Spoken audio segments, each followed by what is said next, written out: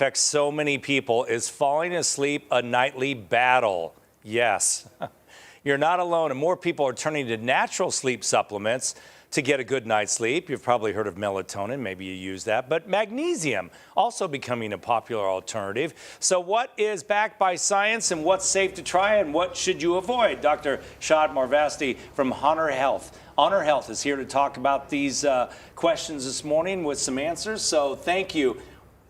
It seems like everybody I talk to can't sleep.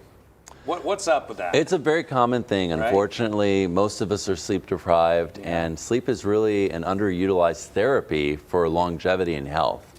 It's really one of the core elements of lifestyle, and you know, most of us don't get good quantity or quality. And so being able to get good sleep is really important for any health condition. Of course. So for instance, I try to get to bed by 8:30. I did last night. Woke up 3 times throughout the night. I know it's the same for a lot of people. Right. So what do you suggest? We were talking about melatonin, which doesn't work for me personally. Do you like that? So melatonin's okay. I wouldn't go to that first. Okay. The very first thing, even before we get to supplements, which is very important, is to have a good sleep hygiene practice. Okay. So basically, you wake up at the same time every day, you sleep at the same time every day, and then to reset your basically internal clock, you want to get light exposure early in the day. Okay. Preferably before 9 a.m. and at least 10 minutes if it's a bright sunny day like it is most of the time here in the valley. Right. 20 minutes if it's overcast, and 30 minutes if it's fully cloudy.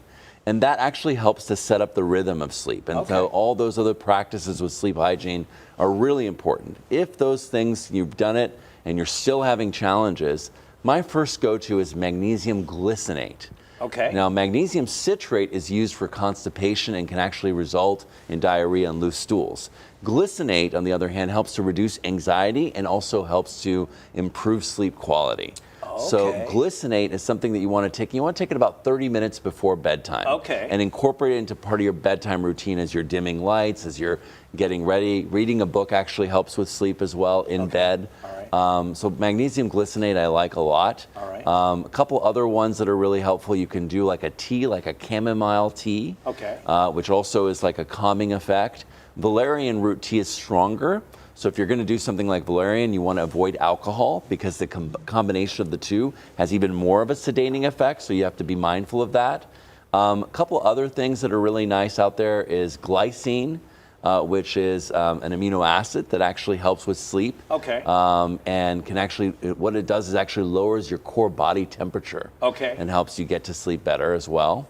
And then there's also L-theanine, which is actually found in green tea. But it's another amino acid that actually helps and can even lower blood pressure. And do you subscribe to the no TV or phone an hour before bed? Absolutely. Things like that? Well, you know, the biggest thing, and we see with the news cycle, everything that's happening in the world, I have a lot of patients who come to me talking about how they get triggered, right? And they're constantly scrolling, they're seeing what's happening. You got to shut that off.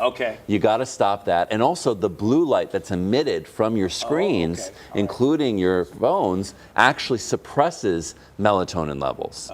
So it has the opposite effect. So you want to dim lights about 2.5 hours before, but then you want to avoid those screens very close in, you know, up. And you can also wear blue light blocking glasses if you have a problem with sleep. And that also helps to keep your melatonin levels up. All right. Well, very good stuff. It's always great listening to your advice, so we'll give that a try. Because whatever I'm doing is not working. Tess, do not call me at 8:30 at night. I don't want to be on my phone.